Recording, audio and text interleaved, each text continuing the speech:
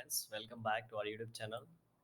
अभी मैं यहाँ पे पीएनबी हाउसिंग फाइनेंस लिमिटेड के एनालिसिस करूँगा। इस एनालिसिस में हम लोग देखेंगे आने वाले समय में ये अपने कौन से लेवल्स हम लोगों को दिखा सकता है, और हम लोग यहाँ पे monthly, weekly and daily time frame पे एनालिसिस करने वाले हैं। प्लस देखेंगे अगर हम लोगों को फ्रेश एंट्री लेना है तो कहाँ पे लेना चाहिए, एंड हमारा स्टॉप लॉस कितना होना चाहिए ताकि हम लोगों को मैक्सिमम प्रॉफिट यहाँ से मिल सके।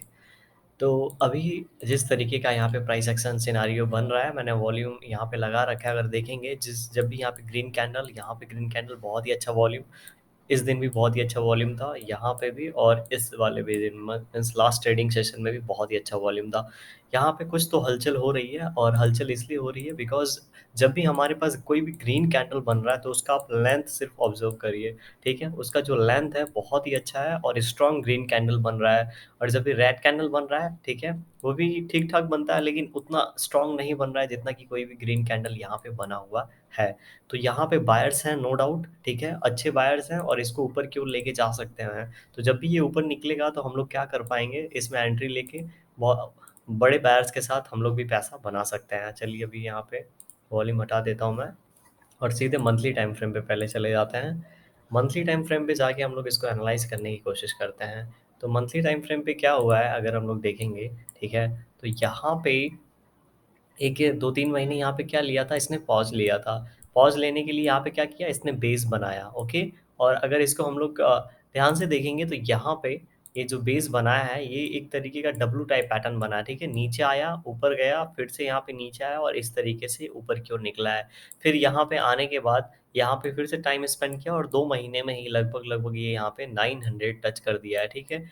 ये अराउंड 350-70 से 900 इसने टच किया और फिर से एक बार सेलिंग इसमें एग्जीक्यूट हुआ और यहाँ पे ये नीचे की ओर आ गया है।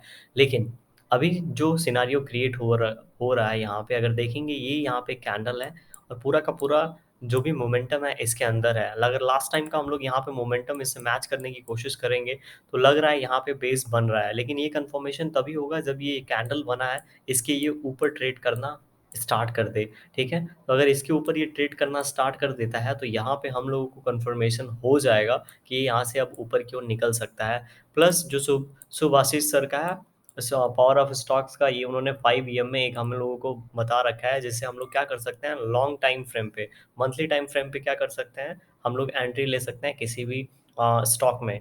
तो यहाँ पे देखेंगे इस स्टॉक ने इस लेवल पे हमें इसमें एंट्री दिया था, ठीक है, 5 EM में ने यहाँ पे एंट्री दिया था। उसके बाद इसने बहुत ही अच्छा हम लोगों को रिटर्न दिया है। अभी उसके बाद हम लोगों को कहीं पे भी एंट्री मिला नहीं है। अभी हम लोग को फिर कहाँ पे एंट्री मिला है, अगर हम लोग देखेंगे, थोड़ा सा जूम आउट कर देता हूँ आपके लिए।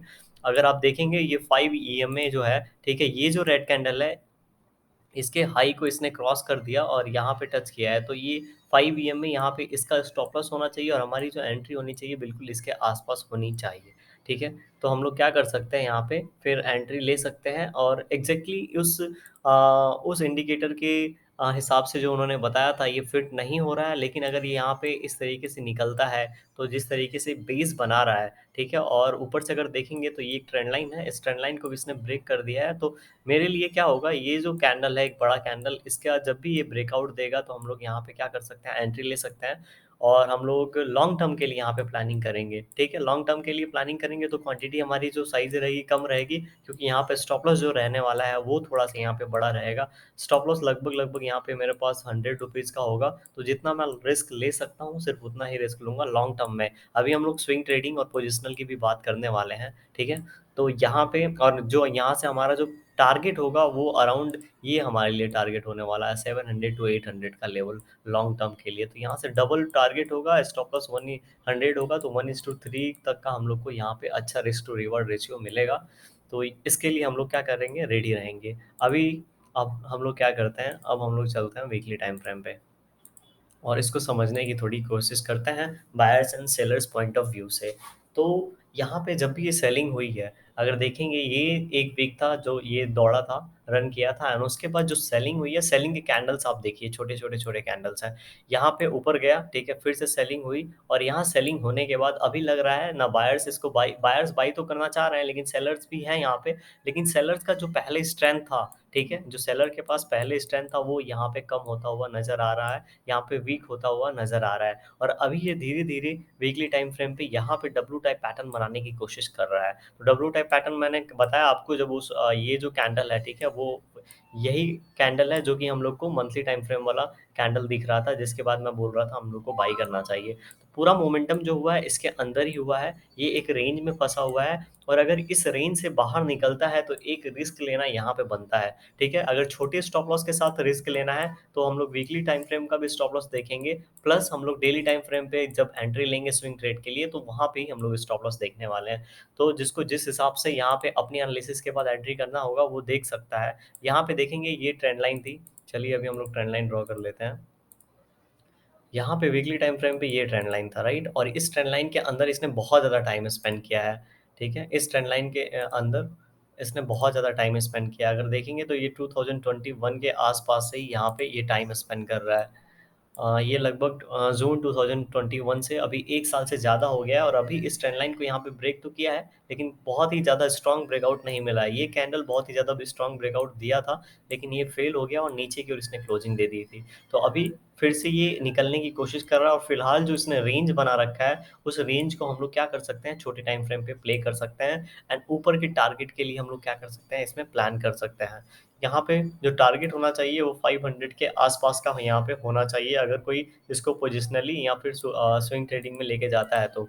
यहाँ पे कोई पोजिशनली लेके जा रहा है तो हम, अगर मैं इसमें पोजिशनली एंटर होना चाहता तो यहाँ पे देखेंगे ग्रीन कैंडल के बाद दो यहाँ पे छोटे छोटे कैंडल बने हैं, यहाँ पे सेलिंग प्रेशर देखिए, फिर यहाँ सेलिंग प्रेशर देखिए, और अभी सेलिंग प्रेशर देखिए। आपको क्या नजर आ रहा है, जो भी सेलिंग प्रेशर था वो क्या होता जा रहा है, कम होता जा रहा है, और अभी यहाँ पे ना के बराबर है।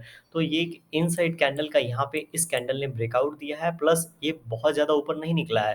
ठीक है, अभी हमारे पास चांस है इसमें एंट्री कर सकते हैं। तो इस वीक का जो लास्ट वीक यहाँ पे क्लोजिंग मिला है, अगर इसका हाई देखेंगे तो ये अराउंड 370 के आसपास है। ठीक है, तो 370 पे अगर हम लोग एंट्री करते हैं तो हमारा स्टॉप लॉस कितना होना चाहिए, हमारा स्टॉप लॉस होना चाहिए, देखिए, अगर ये ऊपर से नीचे आता भी है तो इसने ब्रेकआउट दिया है इस लेवल को। ठीक है, तो हमारा स्टॉप लॉस बस इसके जस्ट नीचे होना चाहिए। तो अगर मैं इस कैंडल का अगर हाई देखने की कोशिश करूँ, इसका हाई है ये 355, तो हमारा स्टॉप लॉस होना चाहिए यहाँ पे 349 का। ठीक है, 349 के आसपास का हमारे पास स्टॉप लॉस होना चाहिए, और हमारा जो यहाँ से 370 पे एंट्री होगी, तो जो हमारा यहाँ पे 30 रुपीज़ का रिस्क होगा, तो हम लोग यहाँ पे 30 रुपीज़ के रिस्क के हिसाब से 60 to 90 रुपीज़ का हम लोग यहाँ से टारगेट प्लान करेंगे। ठीक है, और अगर ये उसी फ्लो में ऊपर जाता रहा तो हम लोग क्या करेंगे, अपना स्टॉप लॉस ट्रेल करते रहेंगे। अभी हम लोग क्या करते हैं, डेली टाइम फ्रेम पे चले जाते हैं। तो डेली टाइम फ्रेम पे अगर हम लोग यहाँ पे देखेंगे तो ये तो हो गया लॉन्गर टर्म की बात, ये लॉन्गर रन की बात हो गई। यहाँ पे ब्रेकआउट दिया, फिर फेल हो गया, फिर इस रेंज में आ गया। अगर अभी हम फिलहाल इसकी यहाँ पे एक और पैटर्न बनाने की कोशिश करते हैं, वैसे डिलीट कर देता हूँ ताकि हम कंफ्यूज ना हो। और अब हम लोग यहाँ से एक यहाँ पे कैंडल बना, ट्रेंड लाइन बनाने की कोशिश करते हैं। ठीक है, तो यहाँ पे इस तरीके का यहाँ पे प्राइस एक्शन पैटर्न बिल्ड हो रहा है, और इसका ब्रेकआउट हम लोग को बहुत ही जल्दी देखने को मिल सकता है। नीचे से देखेंगे तो नीचे से यहाँ पे इस तरीके का यहाँ पे फॉर्मेशन हो रहा है। तो अगर इसका यहाँ पे ब्रेकआउट मिलता है तो इसको हम लोग प्ले कर सकते हैं, क्योंकि यहाँ पे जो प्राइस एक्शन है, यहाँ पे देखेंगे एक चैनल में था। ठीक है, इसको ब्रेक किया और अभी इसको भी इसने ब्रेक कर दिया है। तो इसको ब्रेक करने के बाद अभी ये ब्रेकआउट जो निकला है, अब इस ट्रेंड लाइन के पास अगर एक दिन यहाँ पे रुक जाता है और उसके बाद ऊपर की ओर निकलता है, तो हम लोग क्या कर सकते हैं, इसमें स्विंग प्लान कर सकते हैं, स्विंग ट्रेड प्लान कर सकते हैं। स्विंग ट्रेडिंग के लिए हम लोगों को क्या करना होगा, यहाँ पे जब भी ये ब्रेकआउट दे रहा होगा, ठीक है, तो हम उस ब्रेकआउट को प्ले करेंगे, और यहाँ पे स्टॉप लॉस हम लोग जो ब्रेकआउट कैंडल होगा उसके नीचे, या फिर यहाँ पे एक दिन रुक जाता है और यहाँ पे स्विंग बनाता है तो उसके नीचे रखेंगे, और यहाँ से जो हमारा टारगेट प्लानिंग होना चाहिए, ठीक है, वो अराउंड 440 430 के आसपास का होना चाहिए। इसका हम लोग ध्यान रखेंगे। ठीक है, और जितना हमारा रिस्क है, एज्यूम करते हैं 10 रुपये रिस्क लिया है, तो हम लोग यहाँ पे 20 to 30 रुपीज़ पर शेयर यहाँ पे प्रॉफिट बनाने के बारे में सोचेंगे। देखिए, बहुत ही कम क्वांटिटी में यहाँ पे कोई भी पोजीशन बनाइए, ज़्यादा क्वांटिटी में पोजीशन मत बनाइए, क्योंकि प्रॉफिट मिलेगा तो ठीक है, लेकिन लॉस होता है तो दर्द भी उतना ही होता है।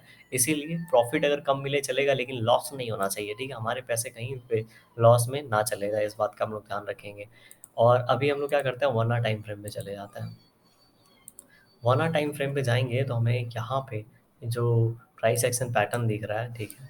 ये थोड़ा-सा मैं इसको इस पॉइंट से ऐड करने की कोशिश करता हूँ, ठीक है? और इसको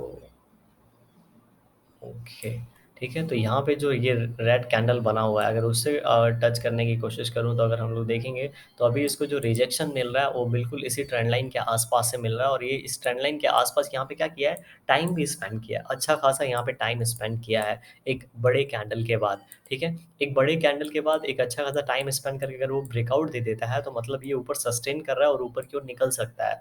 तो यहाँ पे ये जो कैंडल है, ठीक है? इसका जैसे ही हाई यहाँ पे ब्रेक होता है, 1-2 दिन 1 दिन में, 2 दिन में जब भी ये ब्रेक होता है 370 का लेवल, तो हम लोग क्या करेंगे एंट्री लेंगे और किसी को छोटे स्टॉप लॉस के साथ ट्रेड करना है यहाँ पे, तो वो क्या कर सकता है यहाँ पे अपना स्टॉप लॉस 355 के आस-पास भी लगा सकता है। 355 इसलिए बोल रहा हूँ क्योंकि अगर मान लेते हैं यहाँ ऊपर से नीचे आएगा तो ये ऐसा ज़ोन होगा जहाँ पे इसको क्या करना चाहिए सपोर्ट लेना चाहिए। अगर ये सपोर्ट लेके यहाँ से वापस चला जाता है तो वेल एंड गुड है, लेकिन अगर इसको ब्रेक करता है तो हमारा स्टॉप लॉस हिट हो जाएगा और हम इससे एग्ज़िट कर जाएँगे। लेकिन अगर यहाँ से ऊपर निकलता है तो अभी जिस तरीके का हम लोग को प्राइस एक्शन वॉल्यूम दिख रहा है, ये लग रहा है यहाँ से ऊपर की ओर निकल जाएगा और हम लोग को प्रॉफ़िट दे के जाएगा। वीडियो पसंद आई होगी तो लाइक कर दीजिएगा, चैनल पे नए होंगे सब्सक्राइब कर सकते हैं। Thank you for watching this video.